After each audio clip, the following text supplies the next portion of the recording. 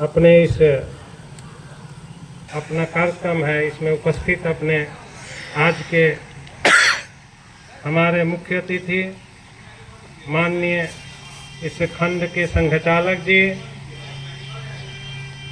और इस जिला के अधिकारी एवं आत्मीय स्वयंसेवक बंधुओं, हम सब कल्पना कर सकते हैं जिस विजयादशमी के 1925 में संघ के संस्थापक परम पूजनीय डॉक्टर केशव बलिराम हेडगेवार जी ने जो मन में एक संकल्प लेकर के बीज रूप में नागपुर के अंदर एक अपने कमरे में एक संघ की स्थापना कर रहे हैं, ऐसे एक संकल्प लेकर के प्रतिज्ञा लेकर के जिस संघ का शुरुआत हुआ, एक छोटे से कमरे में लगभग दर्जन भर अपने शिशु स्वयंसेवक, तरुण स्वयंसेवक ऐसे मिलकर के बैठ करके इस हिंदू समाज का संगठन के लिए हम एक संघ की स्थापना कर रहे हैं। बाद में जाकर के जो नाम है राष्ट्रीय स्वयंसेवक संघ सबने तय किया और क्रमिक विकास के अंदर जो हमने यह ध्वज भगवा ध्वज हमारा गुरु के रूप में स्वीकार हुआ।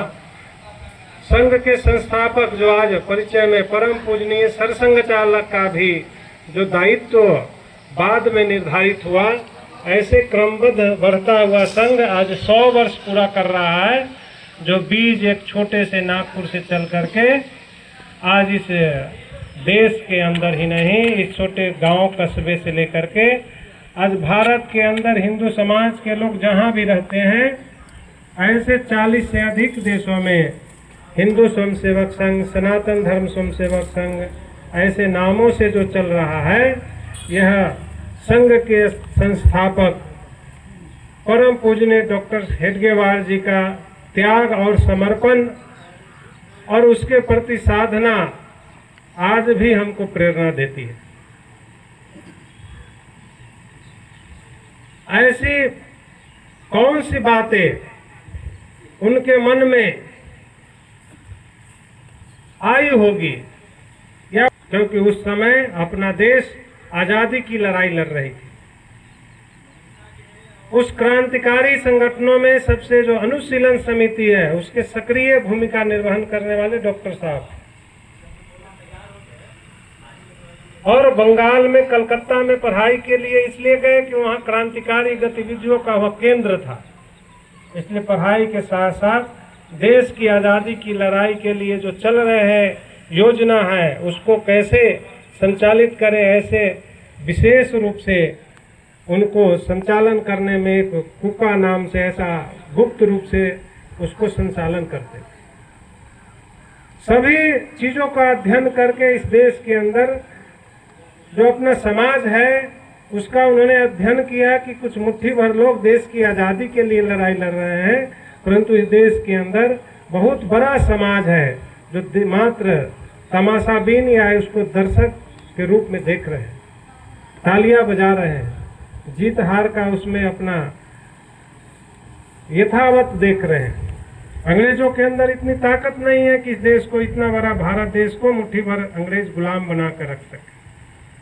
इसलिए देश का जो हिंदू समाज है, जो इसको मातृवत, इसको अपना देवभूमि, अपना मोक्ष भूमि मानता है, ऐसे हिंदू समाज के संगठन के लिए उसे अलग हट करके एक संस्था की स्थापना करने के लिए उनके मन में एक संकल्प मात्र करना रहता। तो इस देश में इस अंग्रेज से पहले अकबर आए, घोरी आया, गजनबी आया, औरंगजेब आया, इस देश में शासन करता, परंतु इस देश के आस्था के बिंदु, जो इस देश के मान बिंदु है, उसको क्यों बर्बाद किया।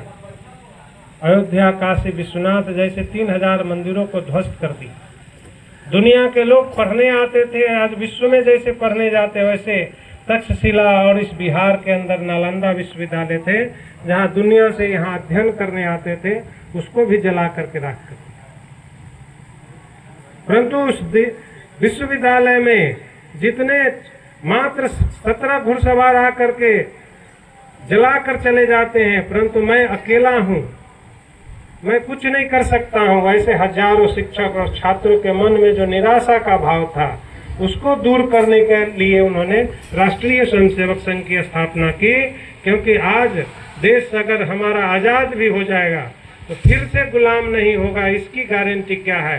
तो देश के मातृवत समाज, ये देश के भारत माता के जो सच्चे सपूत है, उसके अंदर स्वाभिमान का जागरण, जो आत्मविस्मृति हो गई है कि हम अकेले हैं, इस भाव को मिटा करके हम वयम पंचाधिकम जैसा पांडव का मंत्र था, ऐसे हम सब इतना बड़ी जनसंख्या, इस देश का हिंदू समाज, इस राष्ट्र के लिए एक एक नागरिक कैसे इस राष्ट्र के जीवन जिएंगे, इसलिए उनके अंदर राष्ट्रीय भावना, उनके अंदर स्वाभिमान के जागरण के लिए काम किया।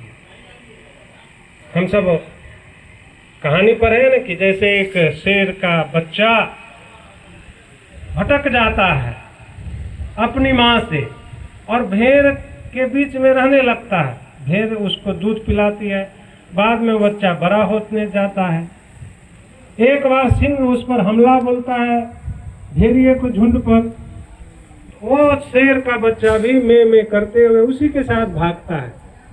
शेर देखता है, अरे ये तो भेड़िया नहीं, ये तो हमारा सिंह का संतान है, ये क्यों भाग रहा है? तो वो अपना शिकार छोड़ करके पहले उस सिंह के बच्चे को पकड़ता है, फिर वह डरता हुआ, मिमियाता हुआ, अपना रोता हुआ उसको दांत से पकड़ता है, उसको कहता है तुम जगो, तुम सिंह हो, तुम क्यों डरते हो? फिर उसको एक ऐसी कहानी एक तालाब के किनारे ले जाता है, जोर से कहता है गरजो। जब सिंह गरजता है, जब वो भी गरजता है, तो उसको अपनी आत्म शक्ति का ज्ञान हो जाता है। तो उसी प्रकार से अपना हिंदू समाज, जैसे हनुमान जी को जामवन ने ये शक्ति का याद दिलाया, उसी प्रकार से यह विजयादशमी हमारा संगठित शक्ति का प्रतीक है, जो आसुरी शक्ति का नाश करने का यह दिन है। इसलिए यह दिन निश्चित रूप से संघ के संस्थापक ने चुना होगा, और ऐसे अपने सिंह के, शेर के पुत्र हम सब हिंदू समाज जो अंदर से आत्मविस्मृत हो गए, उसको जगाने का जो काम 1925 में शुरू हुआ। तो लोग सोचते थे कि संघ क्या करेगा, उस समय कहते थे संघ कुछ नहीं करेगा, परंतु स्वयंसेवक कुछ नहीं छोड़ेगा। समाज जीवन के अंदर संघ के स्वयंसेवकों ने जहां जहां समाज की आवश्यकता पड़ी, समाज जीवन में जाकर के परिवर्तन लाए। चाहे वह शिक्षा के क्षेत्र में हो, विद्या भारती नाम की संस्था आज 30,000 से ऊपर विद्यालय देश भर में काम कर रहा है। चाहे वो वनवासी क्षेत्रों में जहां ईसाई मिशनरी की चौथी सेना आकर के आजादी के बाद भी उसके अंदर मतांतरण का काम, उसे भारत विरोधी गतिविधियों के लिए, जो विशेष करके पूर्वोत्तर के अंदर काम करने के लिए, जो आज 7 सिस्टर के नाम से जाने जाने वाले असम, मिजोरम, त्रिपुरा, ऐसे को अलग करने के लिए भी एक षड्यंत्र काम कर रहा था, उसके लिए भी कल्याण आश्रम ने अपना काम किया। और उनके अंदर भी इस देशभक्ति का काम, हिंदुत्व का भाव भरने के लिए जो प्रयास हुआ, उसके लिए अनेक बलिदान तक संघ के स्वयंसेवकों ने दिए। जो असम, त्रिपुरा के रहने वाले बच्चे, कोई दिल्ली आता है तो बोलता था मैं इंडिया जा रहा हूं, वो अपने को भारत का नहीं मानता। वो बैक इंडियन ऐसा नारा लगाते थे। संघ के लोगों ने उनके बीच जाकर के शिक्षा का, उनके कमियों का, जो हमारा लोग दुरुपयोग कर करके उन्हें आत्मविस्मृत करता था, उसे अपने शक्ति का पहचान नहीं था, तो अपने संघ के सेवा विभाग, ऐसे एनएमओ, आरोग्य भारती, उनके दवाई की चिंता की। जो कोई डॉक्टर जाता था, वो बीमार पड़ते थे तो कौन होते थे, वो बदले में उनको क्या कहते थे कि क्रॉस पहनना पड़ेगा, आपको ईसाई बनना पड़ेगा, उसके मजबूरी का लाभ उठाते थे। अपने दिल्ली के अंदर सेवा धाम में ऐसे बच्चे पढ़ करके आज उसके अंदर जो परिवर्तन आया, तो आज भारत माता की जय, उस त्रिपुरा के अंदर उस असम के अंदर, इस बिहार से अच्छा लगता है कि वह इस देश का मुख्य अंग है। तो ऐसे स्वयंसेवकों को जो प्रचारक संघ के कार्यकर्ता उस त्रिपुरा में काम करने 98 के आसपास में जाते थे, उनकी अपहरण करके हत्या कर दी गई। संघ के स्वयंसेवक डर गए क्या? नहीं डरे। जिस स्वयंसेवकों को अपहरण कर करके उनसे कहा गया कि तुमको कितने लाख ये भी पहुंचाना पड़ेगा, संघ के काम बहुत बढ़ गया था, संघ के स्वयंसेवक का सामर्थ्य भी बढ़ चुका था। हम सब बोलते हैं कि देव दुर्लभ कार्यकर्ता को किसी प्रकार से बचाया जाए, लेकिन उस कार्यकर्ता ने प्रांत स्तर के, हमारे प्रांत कार्यवाह थे, प्रांत प्रचारक स्तर के, कि नहीं, ऐसे राष्ट्र विरोधी ताकतों के लिए मैं बलिदान दूंगा। इसकी गलत मांगे आज पूरी हो गई तो कल हमारे किसी भी कार्यकर्ता को ऐसे अपहरण कर लेगा, ऐसे पकड़ लेगा और इसकी गलत मांगों को इसको पोषित नहीं करना। ऐसे हमारे देव दुर्लभ कार्यकर्ता ने बलिदान दिया और आज जो त्रिपुरा के अंदर जो काम दिख रहा है, घुसपैठिए मुक्त, मदरसा मुक्त, ऐसा जो दिख रहा है तो मन को प्रसन्नता हो रही है, गौरव करने वाली बातें हो रही। लेकिन संघ के कार्यकर्ताओं का वो बलिदान व्यर्थ नहीं। हम कश्मीर के अंदर श्यामा प्रसाद मुखर्जी के बलिदान को जानते हैं। संघ के स्वयंसेवकों ने कहा, नारा देते थे, जहां हुए बलिदान मुखर्जी वह कश्मीर हमारा है। संघ स्थान पर भी गीत गाते थे, खेल खेलते थे। ऐसा स्वयंसेवक अपना एड़ी लगाता था, स्वयंसेवक हटाने का प्रयास करता है, लेकिन खेल खेलते थे, लगता था ये खेल है शाखा का। स्वयंसेवकों के ये सपना है, ये पूरा हो सकता है क्या? नहीं। लेकिन इतने वर्षों की अपनी विश्वास, एक साधना अनवरत करते करते, जैसे हम मंत्र का जाप करते हैं तो मंत्र सिद्ध होता है, ऐसे शाखा में आने वाले स्वयंसेवक नारा देते देते वह आज कश्मीर, आज कंचन कानन, आज सुंदर दृश्य, हम अच्छा ऐसे संघ का विजयादशमी भी उत्सव वहां मनाते हुए लोग दिखते हैं। एक एक स्वयंसेवकों ने दिशा, एक सही विचार के साथ काम करना शुरू किया। अपने हिंदू समाज का स्वाभिमान के लिए सैकड़ों वर्ष की लड़ाई, जिस चित्र के सामने हमने शस्त्र की पूजा की है, राम लला हम आएंगे, मंदिर वहीं बनाएंगे। कभी कभी हमारे स्वयंसेवकों के मन में भी, वरिष्ठ अधिकारियों के बीच आता था मन में कि यह सब नारा देना है, या बाद में ध्यान में आया कि भारतीय जनता पार्टी को जिताने के लिए ये नारा चल रहा है। तो ये सब काम नहीं है। जब अपनी धैर्य की सीमा कब पार हो गई, अपना धैर्य कब टूट गया, जब ऐसे नारों के साथ, ऐसे कामों के साथ जब इस देश के अंदर एक स्वयंसेवक प्रधानमंत्री बन जाते हैं और एक 5 साल के प्रधानमंत्री काल में भी जब मंदिर नहीं बनता है तो विरोधी भी हमसे उपहास करते हैं कि मंदिर वही बनाएंगे, क्या हुआ, तिथि नहीं बताएंगे। तो अपने स्वयंसेवकों के मन में भी एक गुस्सा, एक आक्रोश ऐसा आता है। फिर उसकी क्या क्या त्रुटियां है, अपने देश के नेतृत्व समझाते हैं, समझते हैं अपने संघ के स्वयंसेवक। आज वह विकट काल में उसका, इस संक्रमण काल में उसका भूमि पूजन, शिलान्यास और उद्घाटन भी हुआ।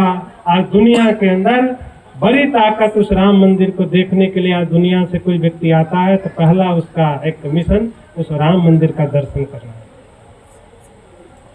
तो एक एक स्वयंसेवकों ने एक बात को लेकर के कितने वर्ष तक आग्रही हुए, वर्षों तक आग्रह, कितने लोग का जीवन चला गया।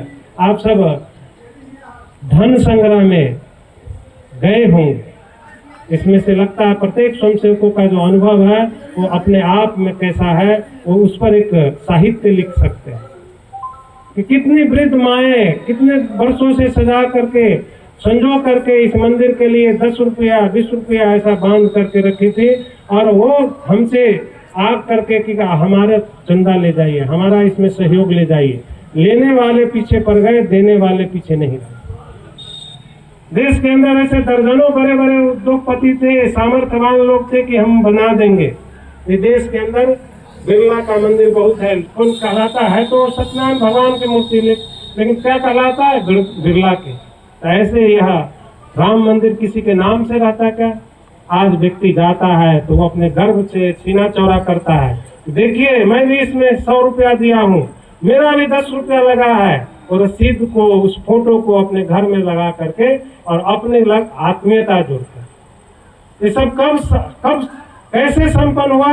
ये देव कार्यकर्ता व्यक्ति व्यक्ति को जोड़ करके जो काम करने की संघ की जो अभिनव पद्धति है, उसके माध्यम से हम आज दुनिया के अंदर ऐसे ऐसे कामों को हम सहजता से सफल करते हैं। समाज जीवन के अंदर हिंदुत्व के लिए काम करने के लिए अपने शंकराचार्य जी के मनों में भी कि मेरा पैर वो नहीं छू सकते हैं, इस जाति को भी नहीं। संघ के द्वितीय सरसंघ चालक पूजनीय गुरु जी ने सभी संतों से बात किया, उस समय का प्रयास शुरू हुआ और उन्होंने कहा ये समाज रहेगा नहीं तो कौन हमारी पूजा करेगा। उन्होंने सभी शंकराचार्य को, जिनके मन में अनेक प्रकार के जो हम श्रेष्ठ हैं, हम उनसे ऊंचा है, एक मंच पर स्थापित आते हैं और उद्घोष करते हैं, सर्वे हिंदवः सोदरा न हिंदू पतितो भवेत्, मम दीक्षा हिंदू रक्षा, मम मंत्र समानता। इस दो पंक्ति के इस मंत्र का अर्थ आज स्वयंसेवक जो सहजता से चमत्कारी हुआ कि कोई हिंदू पतित कैसे हो सकता है, सभी हिंदू क्या है, सहोदर भाई है। और मम दीक्षा हिंदू रक्षा। कोई भ्रम से अज्ञानतावश हमारे समाज के बंधु किसी ने छुआ हुआ पानी पी लिया, किसी ने भूल से मान लीजिए गौ मांस भी खा लिया, हमारे गंगा जल में इतनी ताकत है, हमारे तुलसी में इतनी ताकत है, जिसको घर वापसी कर सकते हैं। हमने समाज के अंदर ऐसे घर वापसी का जो शुरू हुआ, आज लाखों ऐसे लोग हिंदू समाज के अपने समाज के अंदर मुख्य धारा में आने के लिए जो प्रतीक्षारत थे, अपने गंगा जल की शुद्धता से, तुलसी की शुद्धता से ऐसे वापस आए। इसके कारण इस देख करके इस देश के अंदर जो शासन थी कांग्रेस को, जिसे इसे 2025 तक प्रत्येक पिन कोड पर चर्च खोलने का योजना था, उन्होंने लगा कि ऐसे कैसे ये सब हमारा तो योजना पानी फिर जाएगा। इसलिए आप साध्वी प्रज्ञा ठाकुर का नाम जानते हैं, असीमानंद जी जैसे संतों को भगवा आतंकवाद के झूठे आरोप पर कितनी यातना दी गई, उनके सब सोशल मीडिया से जागरूक लोग हैं, कितनी कष्ट भरी रूह कांप जाता है। सभी चीजों को बर्दाश्त किया, लेकिन समाज के निर्माण के लिए जो काम शुरू हुआ था, इस देश को जो चाहते थे धर्मशाला है, हमको मिल जाता, लेकिन पंडित जी तो देंगे नहीं। तो उन्होंने गया, उसको साष्टांग प्रणाम किया, कहा बहुत बहुत आशीर्वाद, मैं तो आपका भक्त हूँ। लेकिन उन्होंने ऊपर देखा, इस कुत्ते के बच्चा को आप कंधे पर ले जा रहे हैं।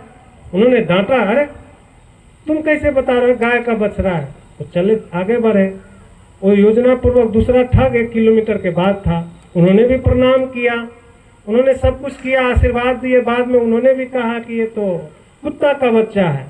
पंडित जी थोड़ा फिर देखे, अरे दिमाग तो मेरा ठीक है, ठीक तो दिख रहा है, फिर दूसरा आदमी क्यों टोक रहा है। जो ही तीसरा व्यक्ति प्रणाम करके कहा तो कहा, निश्चित मेरा मति भ्रम हो गया है, नीचे उतार के फेंक दिया। पुरोहित महाराज चले गए और तीनों ठग मिल करके लेके चला गया।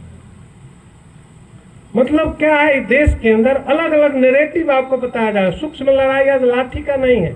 आज हमको कहते रक्षाबंधन क्यों मनाएंगे भाई, 5 साल का भाई कैसे 18 साल की बहन की रक्षा करेगा। ये जो है ना, क्या है, महिला ही क्यों सिंदूर लगाती है, क्या है इसे। ऐसे हिंदू समाज की जो आस्था का विषय है, उसको तोड़ने के लिए, समाप्त करने के लिए आज नए नए सीरीज जो टीवी है, मीठा जार कैसे मालूम है क्या, कुटुंब प्रबोधन। क्या है, कुटुंब प्रबोधन। कुटुंब प्रबोधन मतलब फैमिली वैल्यू अगर समाप्त हो गई भारत का, तो वो भारत समाप्त हो जाएगा। यत्र नार्यस्तु पूज्यन्ते रमयन्ते तत्र देवता। यहाँ नारियों की पूजा होती है, और नारी वहाँ संघर्ष करता है, इसलिए हमारे यहाँ संघर्ष कराने का प्रयास कर रहे हैं। दूसरा है सामाजिक समरसता। समाज के अंदर जाति व्यवस्था गुणवाचक था। समाज के अंदर अगर कोई जाति है, अपने समाज के अंदर कोई भी लड़की विधर्मी के हाथ नहीं जाए, कोई बेरोजगार नहीं हो, कोई भीख नहीं मांगे, ऐसे अपने समाज की रक्षा करिए ना। जातिवाद ऊंच है नीच है, संघर्ष नहीं। ये जाति हमारे समाज को बंधन में रखने की व्यवस्था है। तो समरसता भाव आना चाहिए, स्व का जागरण। आज स्वदेशी खान पान, रहन सहन, वेशभूषा, अगर दुनिया के अंदर दुनिया रिसर्च करके भारत के जीवन पद्धति को अपना रहा है। जो हमें असभ्य जंगली कहते थे, आज वह व्यक्ति भारत की जो हिंदू जीवन पद्धति है, भारतीय जीवन पद्धति है, जो जल के प्रति दृष्टि है, जो वृक्ष के प्रति दृष्टि है, आज पर्यावरण समाप्त हो रहा है। हमारे माताएं बहनें को अगर बोलेंगे एक पीपल का पत्ता तोड़िए, तोड़ेंगे क्या? नहीं तोड़ेंगे। क्या बोलते हैं? भगवान का वास। अगर उस पीपल के अंदर हमसे पढ़े लिखों को मालूम 24 घंटा सर्वाधिक ऑक्सीजन देता है, हमारे माताएं बहनें जो पढ़ी नहीं है वो भी जल देने जाती है, क्योंकि उसकी रक्षा। तुलसी के अंदर आज ओजोन परत में छिद्र हो रहा है, उसका परावैज्ञानिक किरण से जितने भी आज स्किन प्रॉब्लम हो रहा है, आंख का प्रॉब्लम हो रहा है, वो अंधे हो जाएंगे अगर उसको रोका नहीं किया। तुलसी के दीपक अगर घी का जलाते हैं तो उसे ओजोन परत का रिपेयरिंग हो सकता है। हम जो हवन करते थे, जो हमें असभ्य जंगली कहते थे, पर्यावरण प्रदूषण समाप्त होता है, शुद्ध पर्यावरण वायु मिलता है। ऐसे विज्ञान सम्मत अपना हिंदुत्व के जो जीवन पद्धति है उसको दुनिया स्वीकार कर रही है। इसलिए स्व का जागरण, मात्र खान पान वेशभूषा से लेकर के आज स्वदेशी भाव जगा है, तो चीन जैसे दुनिया का ताकतवर इस घुटने पर आ गया। हमारे यहाँ से बनिया खान पान, सत्तू से बनिया क्या है यहाँ मिलने वाला है? शायद फास्ट फूड उससे बनिया है क्या? कुछ नहीं है।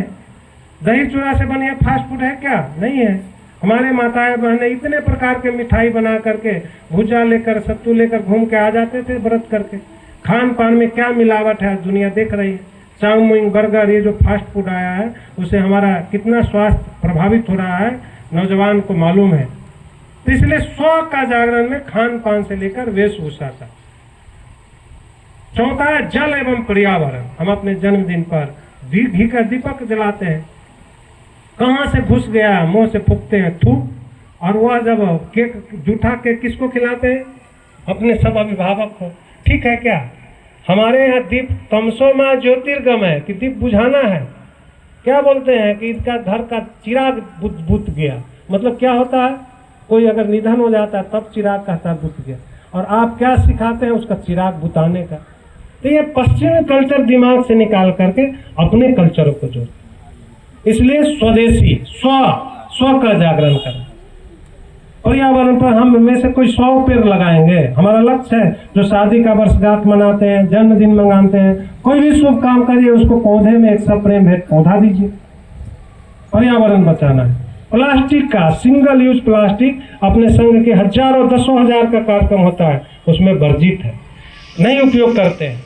इस कुंभ की जिसकी चर्चा किए हैं उसमें आप इस गांव से भी थाली और झोला गया होगा, मोतिहारी से गया होगा, जहां 3 बार जो डस्टबिन को साफ करना पड़ता था वो 3 दिन में नहीं भरता था। क्यों? एक एक सोम से अपना थाली लीजिए, भोजन करिए, साफ कर करके रख दी। तो कितना 1000 टन जो है ना कचरा बनने से, एक थाली आपका जाने से कितना लाख, 14 लाख के आसपास थाली पहुंचा था, उससे कितना 1000 टन कचरा बच गया। एक एक सोम से वो क्या प्रयोग करता है उससे चला जाता है। अपने गांव में भी थर्मोकोल सबसे बड़ा जहर है। आप थाली बैंक चला सकते हैं।